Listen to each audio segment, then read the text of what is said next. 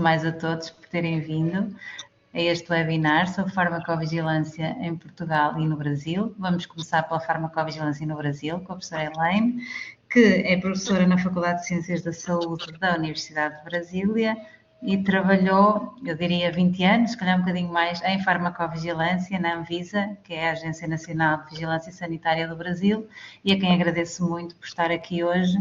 E, sem mais demoras, passo então a palavra. Eu que agradeço, professora Inês, mais uma vez participar aqui, se você puder. É um prazer estar aqui com a doutora Cláudia. Agradeço, né, aos nossos compatriotas, né, portugueses e os espanhóis. Eu vou apresentar os meus slides em espanhol. É um prazer falar da farmacovigilância no Brasil, que é muito recente. Ela tem 23 anos, embora a Anvisa, que é a nossa agência regulatória, tenha 25. A farmacovigilância ela começou antes, mas ela só se tornou um centro colaborador da OMS 2 anos depois da criação da Anvisa. Eu vou compartilhar os slides só para poder a gente fazer aqui o direcionamento da discussão. E, claro, pelo tempo eu não vou conseguir falar. Ui, desculpa. Pelo tempo eu não vou conseguir falar todos os detalhes e eu fico à disposição. Então, aqui eu coloco minha rede social, que a gente vem falando sobre saúde, segurança, porque aqui no Brasil tivemos muita dificuldade na época da pandemia e eu venho trabalhando para combater fake news no Brasil. Bom, antes da farmacovigilância, os antecedentes da farmacovigilância, eu preciso falar da saúde no Brasil, né? Então, nosso país é um país enorme, de dimensões continentais. Nós temos foi atualizado agora 203 milhões de habitantes, mais de 450 mil médicos e dentistas. Então, aqui no Brasil, podem prescrever medicamentos os médicos e os odontólogos. Também agora os farmacêuticos, mas para medicamentos que são de livre comércio. Mais de 5 mil hospitais públicos, mais de 4 mil hospitais privados. Então, nós falamos de quase 500 mil leitos, né? 500 mil camas, 660 mil leitos de unidade de terapia intensiva, mais de 80 mil farmácias e mais de 42 mil unidades de atenção primária. Então, quando a gente olha para isso, a gente imagina o quanto de medicamentos se utiliza nesse país e o quanto a nossa farmacovigilância precisa chegar em todos esses, né, essa dimensão. Então, aqui no Brasil, criou-se o Sistema Nacional de Vigilância Sanitária. Existe a farmacovigilância que é central na Anvisa, aqui em Brasília, eu moro na capital do país, em Brasília, mas existem vigilâncias sanitárias em todos os estados e nos municípios, que a gente chama, que seriam aí as províncias e as cidades. Então, tem gente olhando para a farmacovigilância em todos esses pontos e também dentro, especialmente, dos hospitais. O nosso mercado é o sexto mercado farmacêutico maior do mundo e ele ainda pode ser ainda maior. Normalmente, o segundo país que os medicamentos são registrados é o Brasil. Eles registram, as empresas registram no FDA e, na sequência, vem para o Brasil. Então, a gente tem esse desafio dentro da Anvisa, que é avaliar esses medicamentos sem terem sido utilizados em muitas outras instituições, muitas outras agências, né? Então, nós temos aí mais de 5 mil produtos farmacêuticos, é um mercado realmente muito grande. E nós temos um novo marco regulatório. Nosso primeiro marco regulatório, ou seja, a nossa primeira legislação que obrigou as empresas farmacêuticas a terem a farmacovigilância dentro delas e a encaminharem as informações de segurança dos medicamentos para a Anvisa, foi em 2009. Então, nós tivemos uma primeira legislação que obrigou então todas as empresas. As multinacionais já tinham, porque nos países de origem já existia farmacovigilância, mas as nossas empresas nacionais, as empresas do Brasil, que fazem genéricos especialmente, não faziam farmacovigilância. Como a professora Inês falou, a gente brinca que é dinossauro aqui, né? Eu sou dinossauro na farmacovigilância, então já estou há 20 anos, eu vi tudo isso acontecer. Então a gente tinha uma dificuldade enorme ao entrar em contato, eu era farmacovigilante de hospital, de beira de leito, né? Então, quando a gente tinha algum problema com medicamento, a gente não conseguia falar com uma pessoa que fosse adequada, né? Assim, que ela entendesse de farmacovigilância. Se eu estiver falando rápido, por favor, me fale. Então, nós precisávamos, vou falar um pouco mais despacito, nós precisávamos, então, falar com pessoas que fossem qualificadas. E aí, então, com a legislação em 2009, nós passamos a ter pessoas com as quais a gente conseguia falar na mesma língua, né? No mesmo idioma de farmacovigilância. Mas foi com a criação da Anvisa que a farmacovigilância se fortaleceu. É a nossa Agência Nacional de Vigilância Sanitária, que foi criada em 99, ou seja, ela é muito recente, né? É uma agência de 25 anos. Antes disso existia no Brasil? Existia numa Secretaria de Vigilância Sanitária dentro do Ministério da Saúde, mas ela era muito pouco ativa, muito pouco mesmo. E aí, então, nós passamos por várias transformações na Anvisa, e uma delas foi estar a Anvisa entre as autoridades sanitárias reconhecidas pela Organização Mundial da Saúde. Também a Anvisa faz parte do ICH, do ICMRA, né, que são as coalizões das agências de medicamentos no mundo, e a Anvisa faz parte, inclusive, do board, do comitê executivo desses grupos. E aí, então, toda a legislação de farmacovigilância foi atualizada e publicada em 2020. Não foi pensado, porque não se imaginava que teria uma pandemia, mas essa discussão da farmacovigilância já vinha aqui no Brasil. Toda e qualquer legislação, ela passa por consulta pública, ou seja, aquele texto, ele passa por uma avaliação da sociedade como um todo. Então, as indústrias podem participar, os cidadãos, os hospitais podem dar opinião sobre aquele texto. Então, depois é que é publicado. Isso já vinha acontecendo em 2019 e foi em 2020, então, que foi publicada a RDC 406, que significa Resolução de Diretoria Colegiada, porque no Brasil são 5 diretorias na Anvisa e esses 5 devem, por maioria, concordar, né, minimamente maioria, concordar com aquele texto até ser publicado. Então, foi publicado em 2020, começou-se a implementação, mas com muita dificuldade, porque, afinal de contas, estávamos em meio ao auge da pandemia. Então, esse é o nosso atual marco regulatório e ela prevê essas boas práticas só para medicamentos de uso humano. Uso veterinário, uso para animais, é com o Ministério da Agricultura e da Pecuária. Então, não é com a Anvisa. Os titulares de registros de medicamentos, né, os detentores de registros de medicamentos, eles são responsáveis por ações de farmacovigilância e isso tudo está harmonizado com o que está colocado no ICH. Bom, no sistema documental, aqui trazendo alguns pontos, né, de registro de medicamentos, dos responsáveis locais, isso tudo tem em português, eu posso enviar, e hoje é fácil traduzir para o espanhol, eu posso enviar o material. Então, nós temos os titulares dos medicamentos como responsável que deve morar no Brasil, antes podia ser alguém que estivesse fora do Brasil.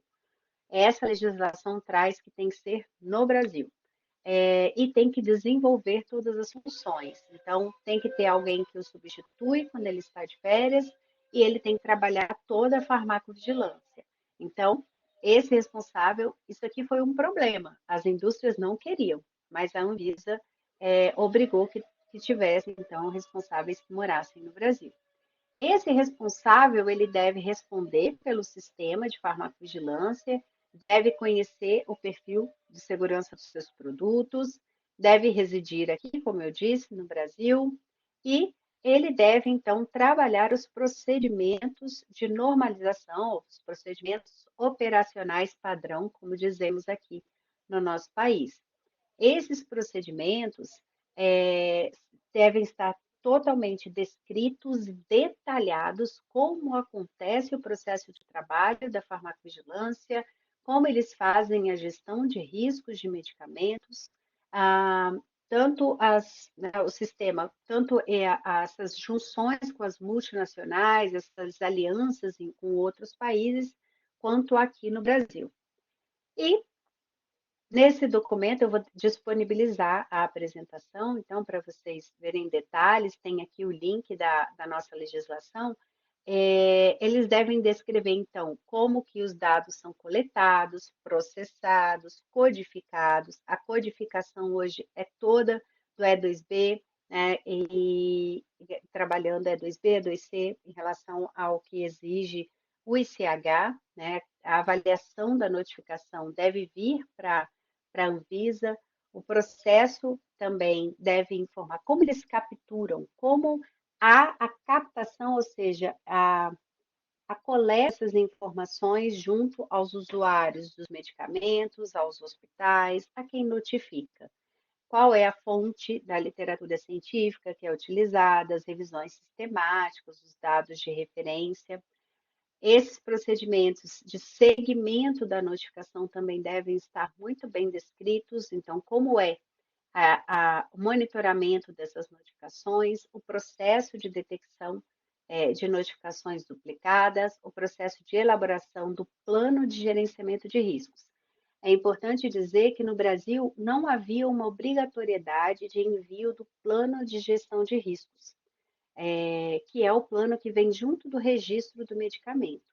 E agora, com a atualização, visando estar com essa harmonização internacional, então passa a ser um documento obrigatório. Então, a farmacovigilância aqui no Brasil, ela ficava muito ligada ao pós-mercado, quando o medicamento era registrado e entrava no mercado. Agora não. Agora a farmacovigilância também participa do processo de registro, avaliando os planos de gerenciamento de riscos. Mais trabalho, eu vou mostrar os nossos desafios, então, mais coisas importantes, inclusive, né? A farmacovigilância participar desse momento. O processo de elaboração dos informes periódicos de avaliação benefício-risco, os RPBRs, isso também é uma novidade, não existia no Brasil até a publicação da RDC 406. Então, vou mostrar outras coisas que a gente tem como desafio. A professora Inês está aqui conosco, né, a professora Maria Tereza, sabem da dificuldade que nós temos de avaliação, porque a equipe do Brasil, eu vou falar o número, não caiam para trás, são 13 pessoas. Eu vou só colocar aqui na energia.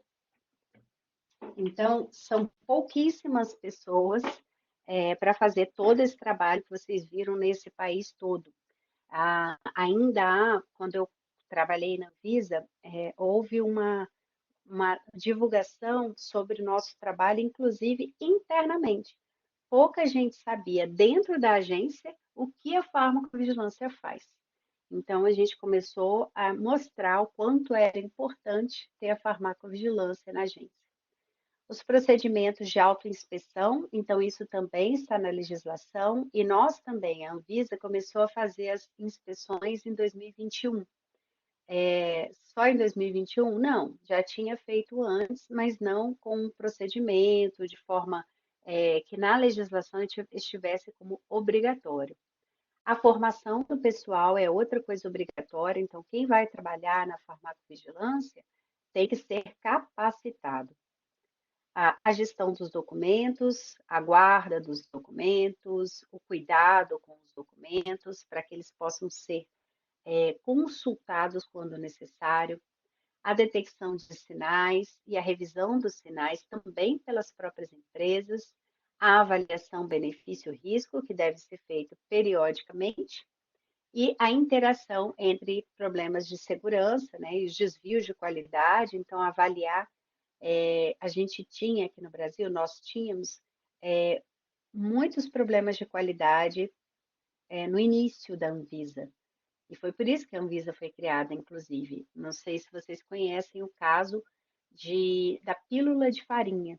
Fizeram um teste só de compressão de máquina dentro da indústria, mas aquele lote acabou sendo distribuído no país e várias gestantes, várias embaraçadas tiveram, várias mulheres ficaram embaraçadas, várias mulheres ficaram grávidas por causa da pílula de farinha, achando que estava tomando anticoncepcional. Então, tivemos também muitos problemas de falsificação e com a evolução da Anvisa, com a evolução da legislação, hoje é muito pouco, são muitos poucos os problemas e raramente são problemas graves de desvio de qualidade.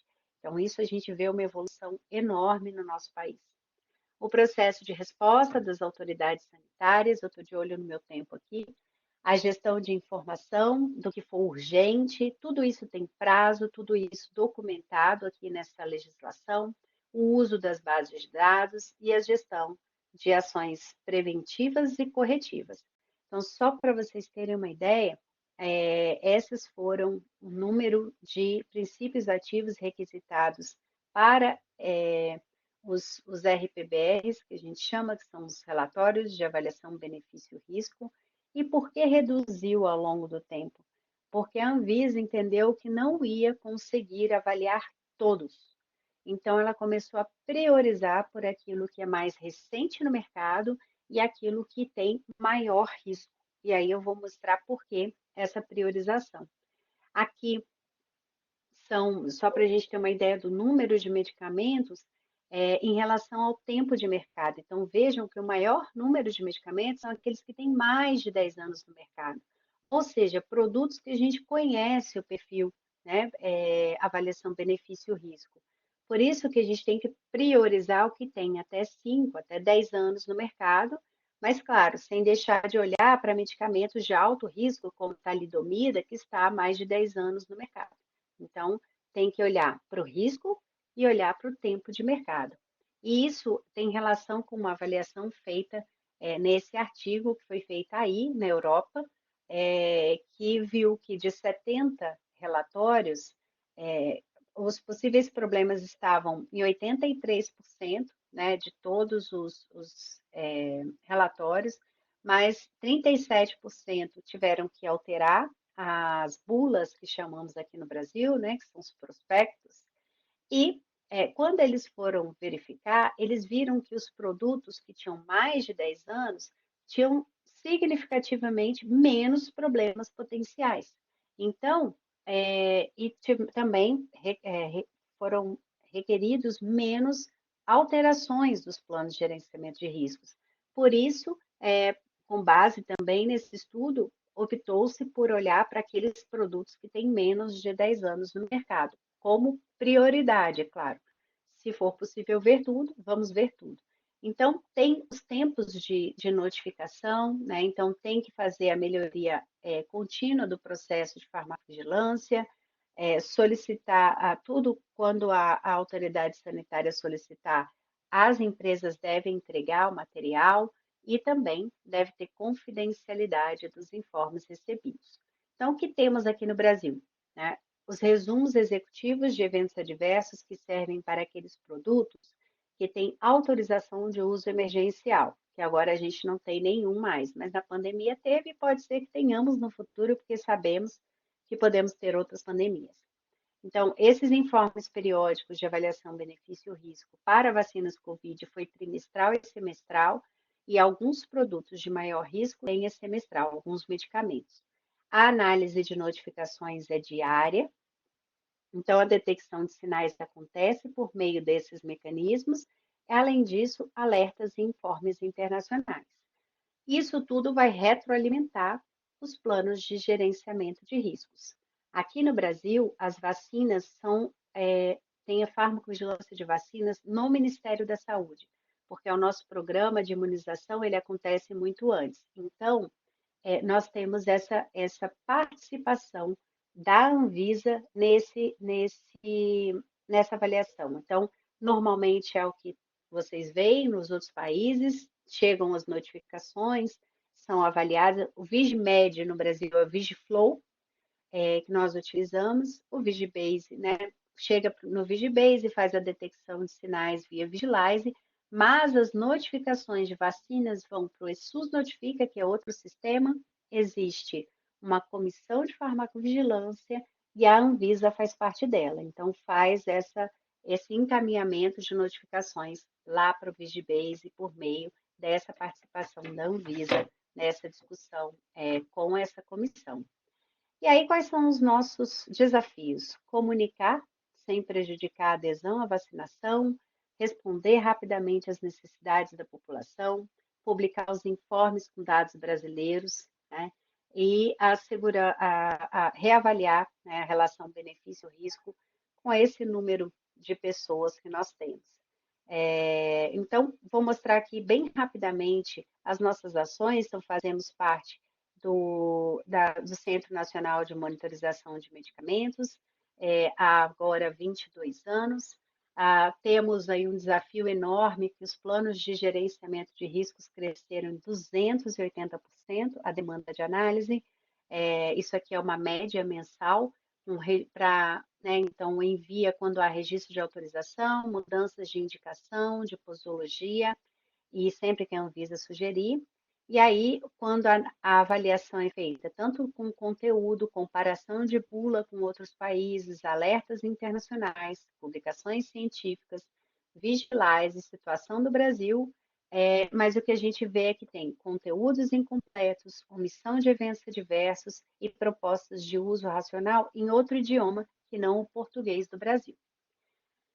Nos relatórios periódicos de avaliação benefício-risco também aumentou muito a demanda, então nós temos, né, para todos esses medicamentos, vacinas, medicamentos, mas a gente avalia da mesma forma, olhando para os eventos adversos, os alertas, as publicações científicas, o Vigilize, compara com as notificações, então pega essas informações e olha o que está no nosso banco, mas o que nós vemos são dados internacionais com mais detalhes, os eventos adversos não identificados nos ensaios clínicos, a necessidade de mudança de bula e planos de gerenciamento de riscos.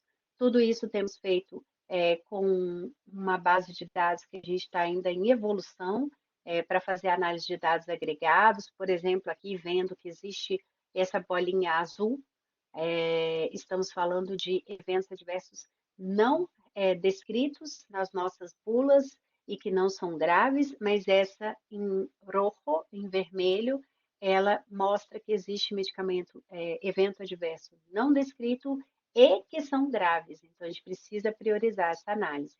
Então, esse aqui é um exemplo do nosso painel. Temos, então, o uso do Vigimed, né, com o QR Code para fazer notificação pelo celular. Temos a página da farmacovigilância, que tem tudo isso aqui para vocês verem, o painel de notificações, então dá para vocês aí de Portugal consultarem quais são as notificações que nós temos no Brasil, então são dados públicos que nós temos aqui, e fomos fazendo campanhas de notificação, colocando na página principal da Anvisa a notificação. A primeira campanha do Brasil foi em 2021, que eu tive o prazer de implementar. Colocamos nas redes sociais, tivemos com as sociedades científicas cartas de compromisso com a farmacovigilância e com a segurança do paciente. As informações de alertas, cartas aos profissionais, comunicados estão todas no site, todas transparentes. As cartas aos profissionais por ano, né? Todas elas é possível analisar quais são esses tipos de cartas que foram publicadas. Publicações também sobre mudanças de bula, de prospectos, os câmbios de prospectos, os alertas também estão disponíveis no site. E esse aqui é um exemplo do que a gente fez. Junto com a empresa, a Anvisa alertou sobre o uso incorreto do paracetamol, mas a empresa também mostrou porque eles alteraram a seringa, né, do Tilenol, e as mães estavam dando a quantidade de peso em vez da quantidade de medicamento, e isso estava causando eventos adversos. Nós, depois posso passar esse vídeo para vocês verem, porque a gente fez uma campanha, não sei se vocês estão ouvindo, e aí mostrando que houve essa mudança.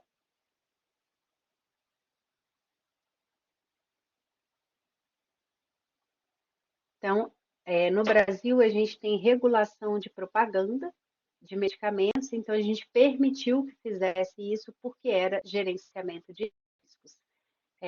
Bom, outras coisas que temos são a segurança do paciente, então é obrigatório fazer segurança do paciente nos serviços de saúde e ter, então, a farmacovigilância também nos serviços de saúde. Eu peço desculpas por ter passado um pouco do tempo e eu fico à disposição para perguntas. Muito obrigada, Elaine. Foi muito bom.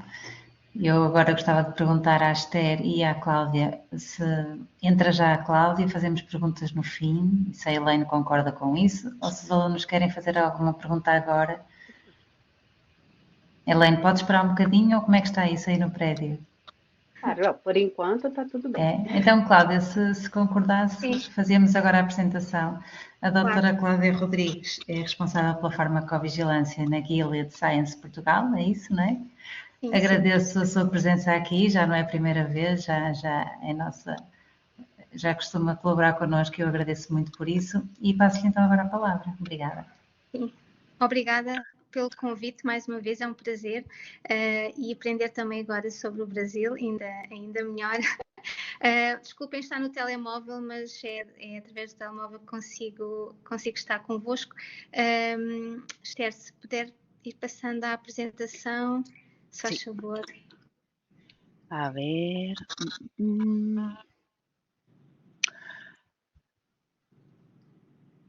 Voy. Así. Esto.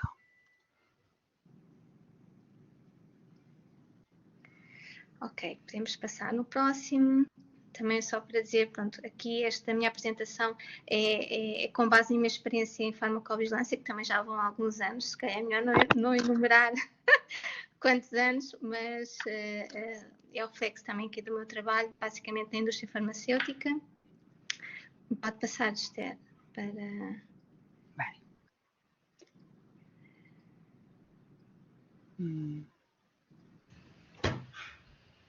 Esther, se calhar é melhor pôr em modo de apresentação. Sim, se calhar, pois. ¿Se ve bien? Vê-se bem, mas não está em modo de apresentação. A ver.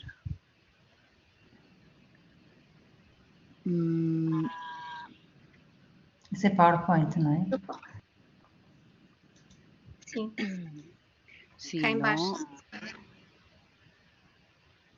Esther, lá em cima diz habilitar edição.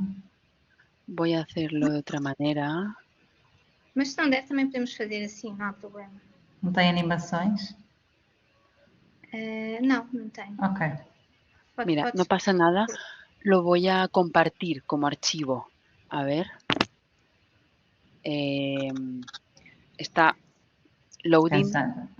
Sim, sim. Então vou andando. Aqui nesta sessão, o meu foco vai ser falar um pouco então da farmacovigilância em Portugal e aqui também ver um pouco o papel e o contributo da indústria farmacêutica no Sistema Nacional de Farmacovigilância. Estão a ouvir-me bem, certo? Conseguem ouvir-me bem? Sim, muito bem. Ok. Pronto, aqui... comparando já Portugal e Brasil, acho que aqui, e comum a todos os países, aqui a base da farmacovigilância são os doentes, não é? Os doentes e a sua segurança, e aqui será comum em qualquer um dos países. E é isso que nos move, e porque gostamos tanto também de farmacovigilância e de darmos o nosso contributo na segurança, para a segurança dos doentes. A farmacovigilância desempenha um papel fundamental, então, na proteção da saúde pública, aqui através da detecção, da compreensão e prevenção também das reações adversas e outras situações de segurança relacionadas com o medicamento, e que abrange todo o ciclo de vida dos medicamentos, desde a fase de desenvolvimento até durante toda a fase de comercialização. Assim, vamos ter um conhecimento mais detalhado do perfil de segurança dos medicamentos e também contribuir para o uso racional desses mesmos medicamentos e assim para a saúde pública. Acho que aqui é comum Portugal e o Brasil.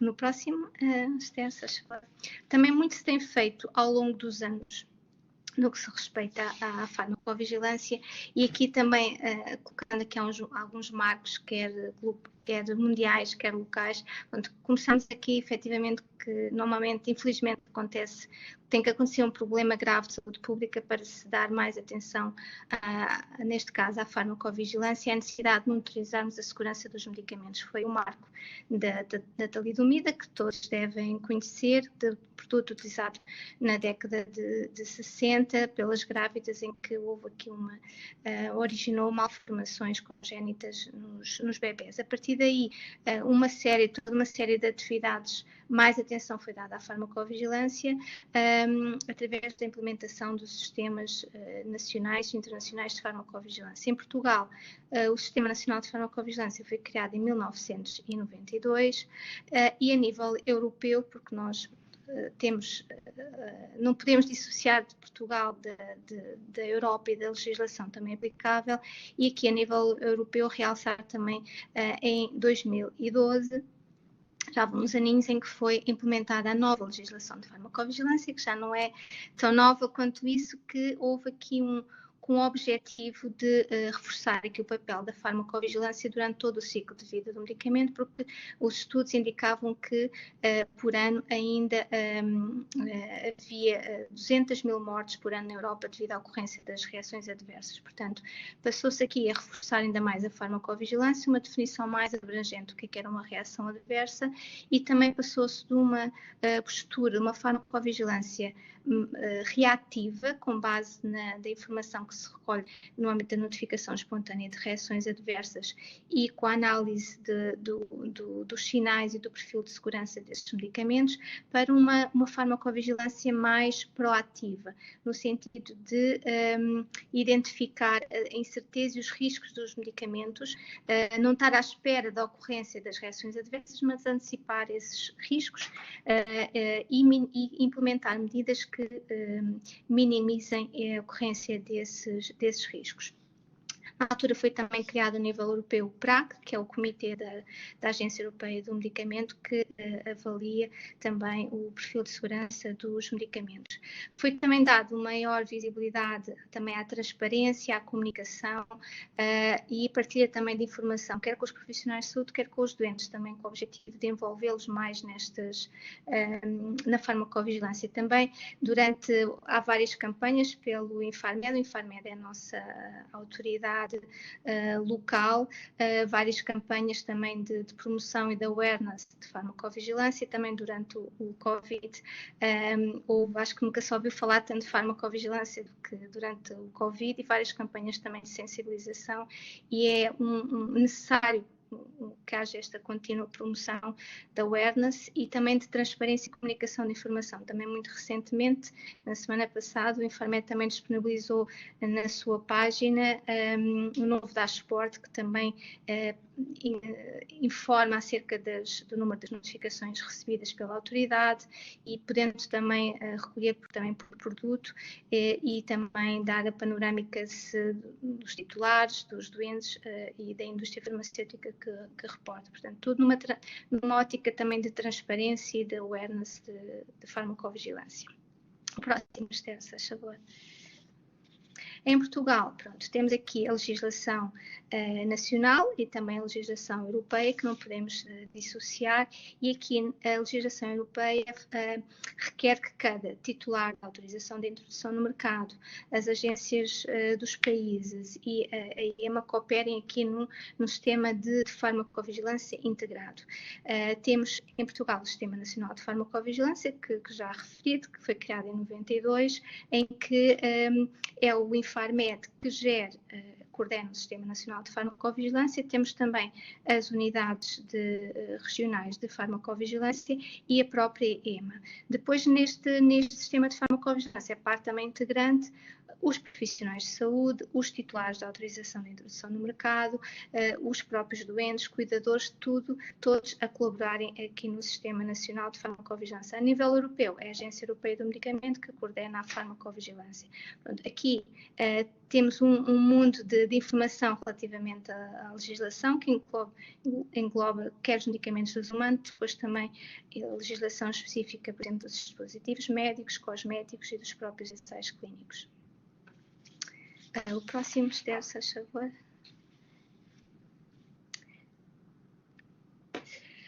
Em termos de legislação, em Portugal nós temos o que chamamos a base da legislação nacional, é o Decreto-Lei 176 de 2006, que eu depois no próximo slide vou já apresentar, que descreve as responsabilidades do titular da autorização de introdução no mercado, e é aqui a bíblia, digamos assim, da nossa legislação. A nível também, a legislação europeia também define aos titulares um conjunto alargado de responsabilidades. Portanto, temos sempre em Portugal que olhar para a legislação nacional, mas também a legislação europeia, e que temos que cumprir. Existem também algumas guidelines que chamamos as GVPs, em que descrevem também orientações que devem ser seguidas, quer pelos titulares, pelas autoridades e pela própria Agência Europeia do Medicamento. O próximo, se faz favor, Esther.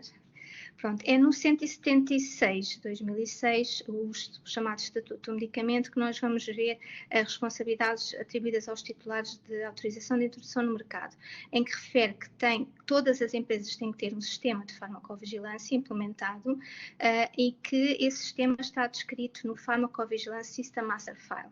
É um documento extenso que descreve todo o sistema da empresa, inclui desde os estudos que estão a decorrer, os produtos, toda a informação que compõe esse sistema de farmacovigilância. É logo o primeiro, se as empresas forem inspecionadas, é logo o primeiro documento que é solicitado, porque descreve todo o sistema de farmacovigilância. Pronto, depois também há o requisito de existir um qualified person para a farmacovigilância a nível europeu, e tem que haver também, de acordo com a nossa legislação, uma pessoa de contacto identificada a nível local para questões no âmbito de farmacovigilância a nível nacional. Por exemplo, neste caso, sou eu para a Gilead, que sou o contacto local para a farmacovigilância. Os titulares têm que garantir a recolha, a transmissão, a notificação de todas as suspeitas de reações adversas. É já um processo que também já evoluiu ao longo dos anos, e agora a notificação centralizada através do Eurovigilance para a Agência Europeia do Medicamento, e que temos que fazer uma avaliação contínua dessa informação de segurança e notificá-la e monitorizar também, implementar as tais medidas de minimização de risco e monitorizar essas medidas. É importante que haja aqui também uma avaliação de efetividade dessas medidas implementadas. Temos de ter um sistema de gestão de risco e também notificação periódica de informação de segurança dos produtos através dos relatórios periódicos de segurança. Pronto, encontram mais informação, mas aqui tem as responsabilidades do titular. O próximo, Esther. Pronto, como está a referir também na legislação, os titulares têm que fazer uma monitorização contínua da informação de segurança dos seus medicamentos. E aqui, durante todo o ciclo de vida, e tem que analisar, essa informação é recolhida com base na utilização dos medicamentos, tem que analisar essa informação científica e propor também umas ações regulamentares adequadas a essa informação que recebemos. Temos que, e como eu referi também, evoluímos numa farmacovigilância mais reativa, no sentido de identificar os riscos que aquele medicamento pode apresentar.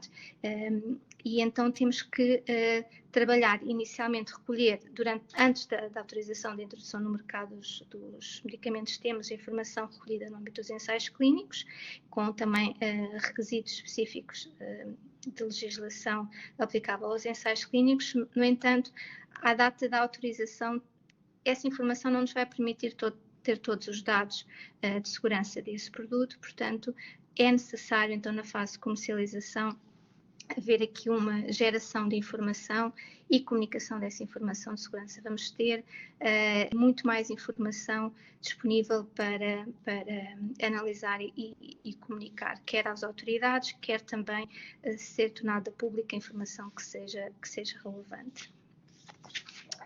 Podemos passar ao próximo, Esther, se faz favor. Ok, então, ao nível da informação que vamos gerar e comunicar e destas medidas de minimização de risco, trago-vos aqui alguns documentos e algumas ferramentas que quer os titulares, quer as próprias autoridades utilizam. O documento base da própria gestão do risco, o essencial, é o resumo das características do medicamento e o folheto informativo. Que são os documentos que são aprovados quando o medicamento é autorizado. Portanto, esse próprio documento já por si só é uma medida de minimização de risco, que alerta porque tem qual é a indicação do produto, quais são os doentes que devem utilizar o produto, informação sobre contraindicações, advertências, as interações, os efeitos secundários que já foram recolhidos durante os ensaios clínicos, e depois é um documento que é vivo, vai sendo sempre atualizado com base, incluindo a informação referente à experiência que fomos tendo durante a fase de pós-comercialização. Portanto, é logo ali o primeiro documento que está à disposição, quer do profissional de saúde, quer do próprio doente, no folheto informativo com uma linguagem mais adaptada, que dá já a informação de como deve ser utilizado o produto. O próprio tamanho da embalagem, não é? Porque é indicado para o período de tratamento adequado à situação, é também aqui, pode ser considerado uma medida de minimização do risco. E depois há umas ferramentas também de alerta e de promoção também da importância da notificação. Existem os medicamentos que são sujeitos à monitorização adicional, que estão identificados por um triângulo negro invertido e por uma frase também explicativa. Isto está indicado tanto no RCM como no folheto informativo. Não significa que os produtos não sejam seguros, porque todos os produtos que são aprovados são seguros, são eficazes e têm qualidade. No entanto, esta referência é incluída para produtos que sejam novos produtos e que ainda existam, por exemplo, informação limitada sobre a segurança desses produtos. Portanto, estão a ser sujeitos a uma análise mais detalhada pelas autoridades e pelos titulares da AIM, por exemplo, ou porque falta de dados decorrente de utilização a longo prazo.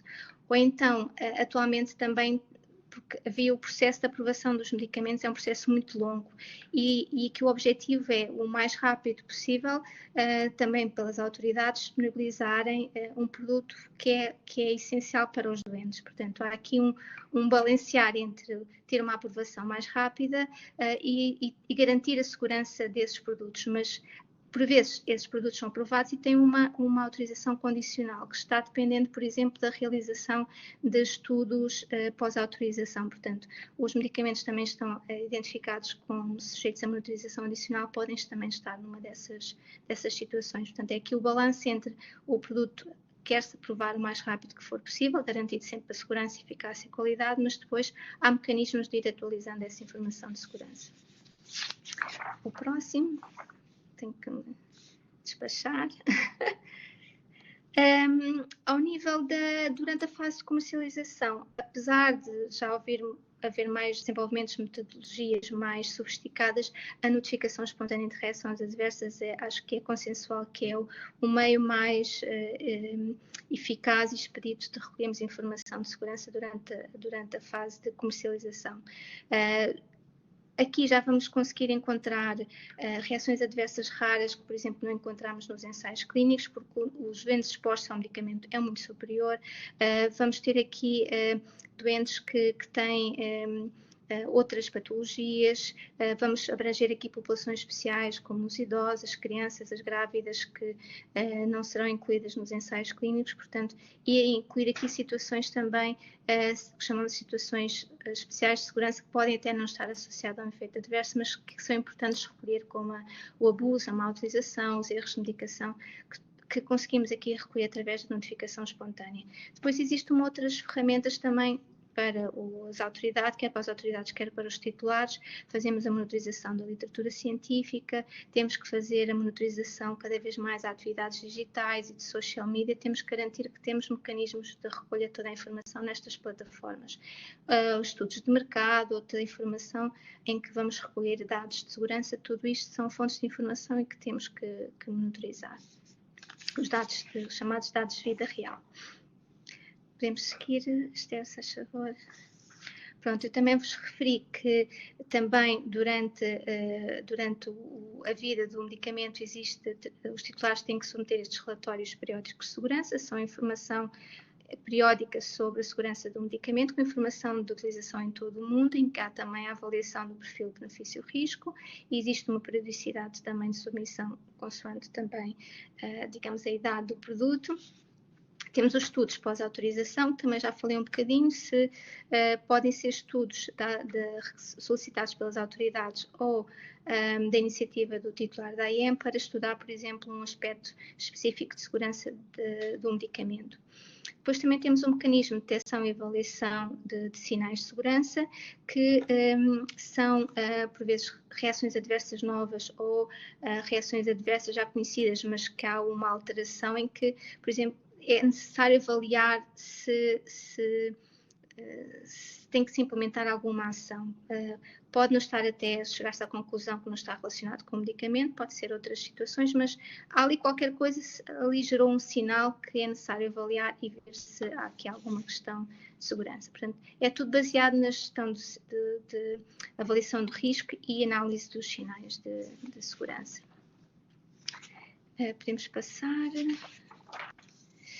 Pronto, também aqui um pouco, também como a Helene que referiu, temos também aqui a parte da gestão de risco, a definição de plano de gestão de risco para cada um dos produtos. Portanto, isto também é um documento, em semelhança do RCM, do folheto informativo, que é construído e aprovado à data de aprovação do produto e que também é um documento vivo, tem que ser atualizado, porque neste documento é identificado qual é o perfil de segurança do medicamento àquela data. Temos logo os riscos que estão identificados, os riscos potenciais e a informação que está em falta, saber sobre aquele produto.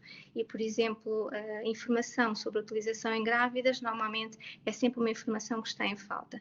E, portanto, a empresa define também um plano de farmacovigilância, que a rotina, por exemplo, podemos utilizar formulários específicos de recolha de informação adicional no âmbito da notificação espontânea, ou então temos os tais ensaios clínicos, os estudos que permitem recolher mais dados de segurança.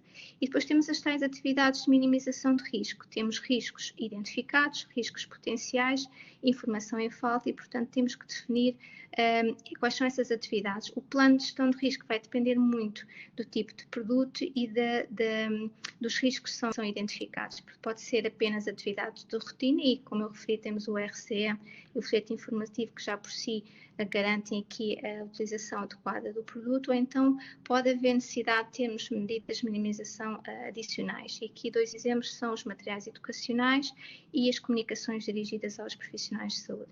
Os materiais educacionais são documentos que são produzidos para os profissionais de saúde e também para os doentes, para, por exemplo, para um determinado risco que foi identificado para aquele produto e há necessidade de alertar e de dar até indicações como é que gerir esse risco que se foi identificado. As comunicações dirigidas aos profissionais de saúde pode ser pontualmente alguma informação que é necessário comunicar aos profissionais de saúde para estarem mais atentos ou alterarem alguma prática de utilização. Imaginem que é importante clarificar que não pode ser utilizado em insuficientes renais e é uma ação mais imediata de informação.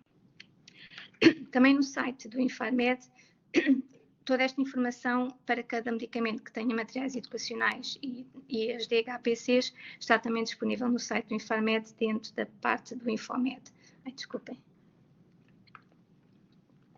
Está quase, já estou a chegar à minha hora. Podem, Stance, pode mudar, se faz favor, o slide. Pronto, aqui também temos desafios para os titulares e também penso que sejam comuns para as autoridades. Existe uma diversidade de fontes de informação. Temos aqui uma definição mais abrangente de reação adversa, que inclui aqui desafios e aqui oportunidades. Vamos ter muito mais informação de segurança a tratar. Temos aqui o desafio das notificações espontâneas, que é importante haver qualidade da informação recolhida. Por vezes é difícil termos notificações de qualidade e ter todos os detalhes dos casos que nos permitam analisar. Há aqui as medidas de minimização de risco. Um desafio é sempre também medir a efetividade dessas medidas que são definidas, e é sempre importante criar aqui awareness da farmacovigilância continuamente e cada vez mais ser a farmacovigilância também ter uma função estratégica, não é só uma função que está a recolher as notificações e notificar. Nós temos de estar envolvidos na definição dos estudos, dos projetos que desenvolvemos de recolha de informação. Portanto, cada vez mais é importante a farmacovigilância estar no centro das atividades, e aqui sempre o foco no doente e cada vez mais envolver o doente na farmacovigilância. O próximo, Esther, estou mesmo a acabar. Na indústria farmacêutica, aqui também farmacovigilância, eu diria que nós contactamos com todos os departamentos. Aqui vai depender muito da estrutura das empresas, mas interagimos com a equipa médica, a equipa regulamentar, da qualidade, a equipa do marketing, a área comercial, o digital, que também já está muito presente, a parte do legal. Portanto, a farmacovigilância, digamos que interage com todos os departamentos da indústria, independentemente aqui também da própria estrutura. O próximo, portanto, é aqui oportunidades únicas aqui com todos estes intervenientes de parceria, de comunicação para que a farmacovigilância realmente seja um contributo para a segurança dos doentes, e que todos nós também sejamos embaixadores de farmacovigilância, porque já anda há alguns anos nisto e temos sempre que reforçar a importância da farmacovigilância, e que vai muito mais para além apenas da notificação das reações adversas. Deixo também no próximo slide, no site do Infarmed tem muita informação, tem legislação, tem estas campanhas de awareness, tem também informação sobre os materiais educacionais, comunicações, podem consultar. O próximo step, se faz favor. E também a Agência Europeia do Medicamento tem legislação, as guidelines, bases de dados europeias também de notificação e também as próprias ordens profissionais já têm informação sobre a farmacovigilância. E deixo também no último slide o meu endereço de e-mail e o telemóvel, que também qualquer dúvida, algum aspecto que não foi tão abordado, que queiram ter mais alguma informação, estão disponíveis também para me contactar. E termino assim. Obrigada. Dá-nos tempinho para alguma questão. Muito obrigada. Muito obrigada, doutora Cláudia. Eu, entretanto, queria informar que a professora Elaine teve de sair. Ela já estava a prever que ia ter que sair de forma assim, quase a correr, porque teve lá um imprevisto em casa que não estava à espera. Ela deixou os contactos para caso alguém querer fazer perguntas. Eu vou deixar aqui no chat, está bem? Sí, Inés. Pueden dejar las preguntas escritas en el chat y después vamos a subir la grabación del vídeo a YouTube por si hay alguien que quiere escucharla y no ha podido estar hoy con nosotros. Entonces, ahí podemos poner respuestas, y si no, también otra opción es en el Facebook del curso de farmacovigilancia, como queráis. yo puedo poner, bueno, yo hablo despacio, pero vosotros entendéis muy bien el español. La que no entiende portugués, la que no entiende portugués soy yo.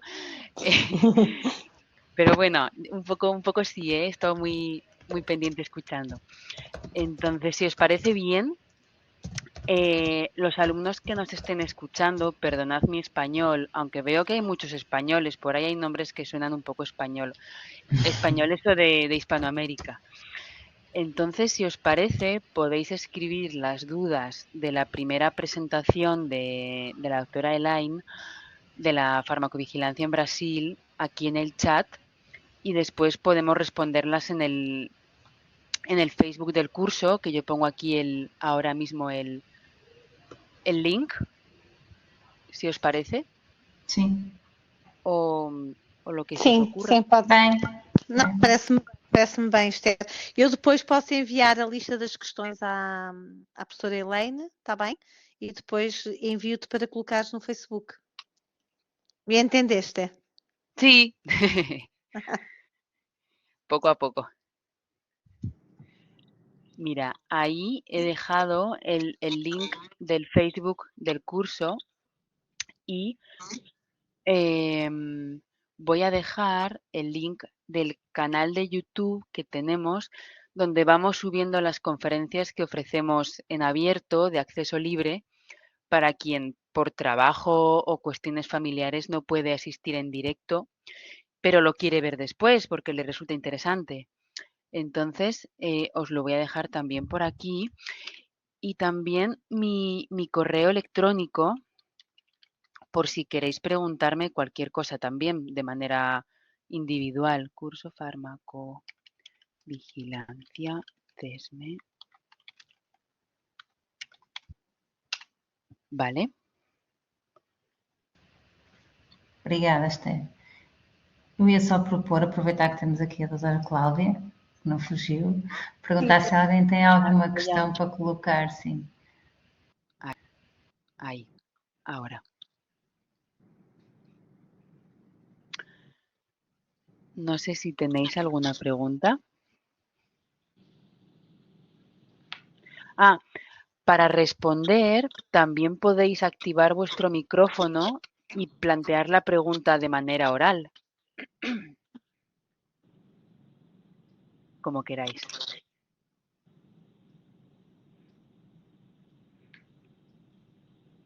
Também qualquer questão posterior, tem o meu contacto, o e-mail, podem também contactar, sem problema.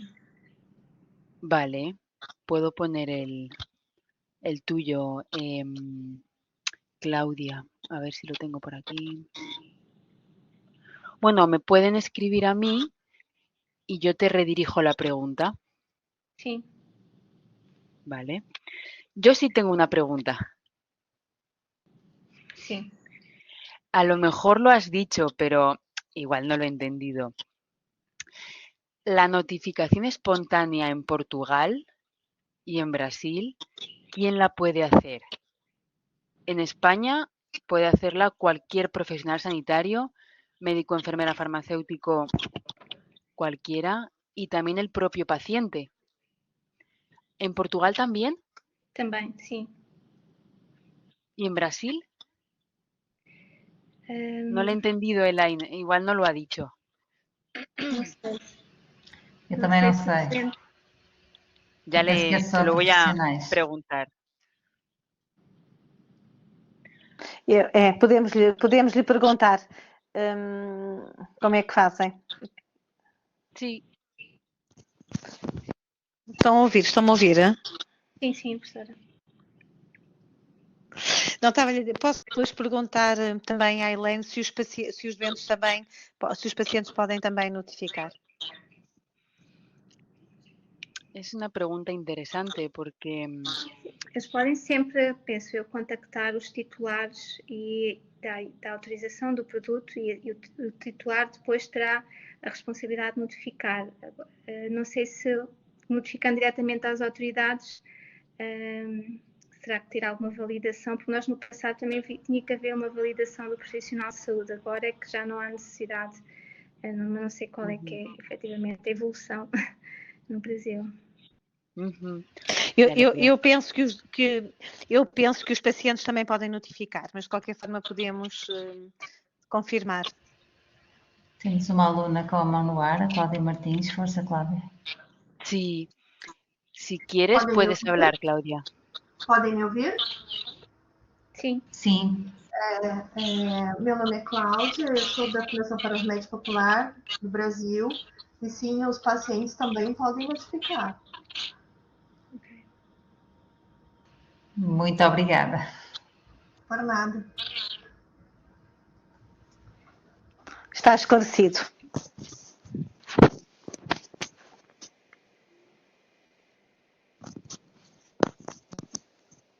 Há aqui uma pergunta escrita que eu vi, mas que deixei de conseguir ver. Entretanto, temos a Maribel com a mão levantada. Força, Maribel. Boa tarde. Boa tarde. Sim, eu sou de Peru. Quero saber como em Portugal e em Brasil também os pacientes podem notificar aqui também, mas como eles notificam? É um formato, pelo aplicativo? Como eles notificam? Cláudia, quer responder ou respondo eu? É igual. Força, força. Não, os doentes, existem várias formas, acho que aqui é a forma que for mais adequada para o doente. Existe já o Infarmed, as autoridades privilegiam já a notificação através da plataforma no site do Infarmed, o portal RAM, que está disponível, tem os vários campos, vão preenchendo com a informação do doente, a reação, o medicamento, mas também por telefone, por e-mail ou através das unidades regionais de farmacovigilância. Portanto, acho que existem todos os formatos, os modos possíveis de notificar, sim. Em Portugal até o Infarmed tem, como a Cláudia estava a dizer, um formulário que no conteúdo é igual ao formulário dos profissionais de saúde, mas que tem uma linguagem mais adaptada, mais simples e é acessível a toda a gente. E as pessoas perceberam muito bem isso, ou aprenderam muito bem isso na altura da vacinação Covid-19, na campanha de vacinação, apercebemos que as pessoas aprenderam a notificar e fizeram-no de forma espontânea. Eu tenho aqui uma pergunta escrita para a Cláudia, eu vou ler, está bem? Que foi a Vanessa que perguntou, que é quando, fruto da farmacovigilância após comercialização, se verifica que os riscos de um medicamento é superior ao benefício, como, quando e quem decide sobre o futuro do medicamento? A avaliação é sempre feita pelas autoridades, sempre em interligação com os titulares da AIM. Dependente da gravidade, digamos assim, do risco, várias medidas podem ser tomadas. Uma delas, por exemplo, pode ser, mas aqui tem que ser sempre se o benefício for inferior ao risco, a ação mais drástica será depois retirar o produto do mercado. E isso é sempre decidido também pelas autoridades, sempre em comunicação com os titulares.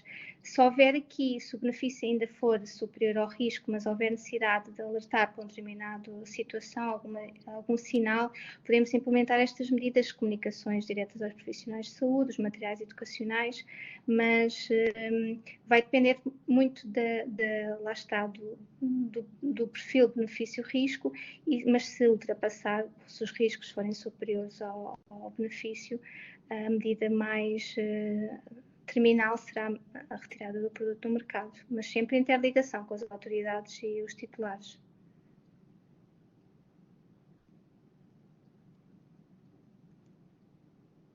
Mas por isso é que a farmacovigilância evoluiu também nesse sentido de ser uma farmacovigilância mais reativa, porque não se pretende que o produto seja retirado do mercado, porque há doentes que beneficiavam desse medicamento e que é essencial para alguns doentes. Portanto, a farmacovigilância evoluiu nesse mesmo sentido de logo identificarmos os riscos, os problemas potenciais, a informação que conhecemos, a potencial e que está em falta. Portanto, evoluiu um pouco nesse sentido para que não se chegue a essa situação de ter que retirar produtos do mercado por questões de segurança. Não sei se respondi, se foi clara. A Vanessa agradeceu, portanto, calculo que sim. Sim, diz que... Obrigada. Obrigada.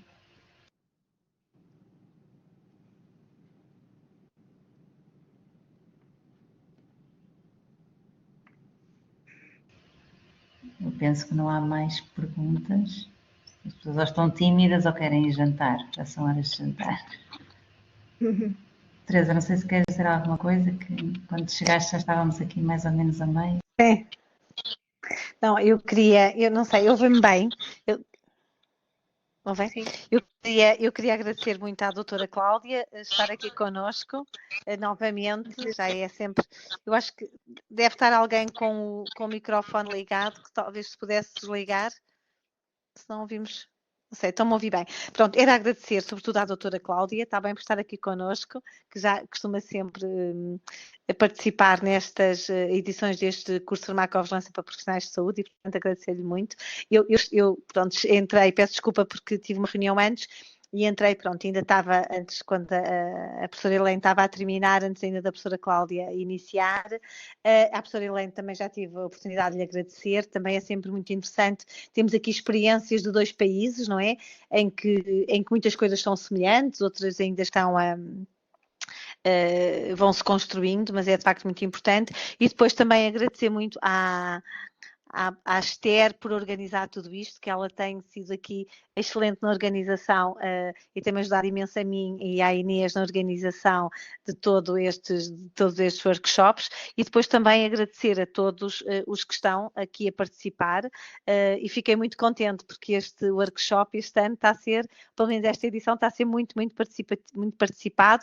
Isso também é ótimo, não é? É um bocadinho, como viram a doutora Cláudia falar, ela é verdadeiramente uma apaixonada pela farmacovigilância, eu já a conheço há muitos anos, mas fala sempre com este mesmo empenho nesta área e no fundo um bocadinho é transmitir isto que nós tentamos, eu e a professora Inês, durante o curso, é de facto também mais conhecimento, mais formação, mais treino nesta área e no fundo criarmos esta cultura também que é muito importante sobretudo para os nossos doentes, para a segurança dos nossos doentes. E era um bocadinho isto, espero que o curso esteja a ser interessante para todos vós.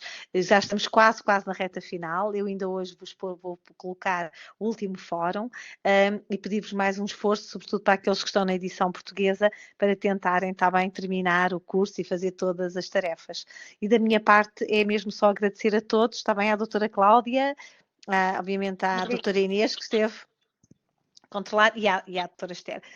Muito obrigada, doutora Cláudia, está bem? Passo-lhe então agora a palavra. Obrigada. Fico muito contente de a ver. Obrigada, igualmente. É un gusto.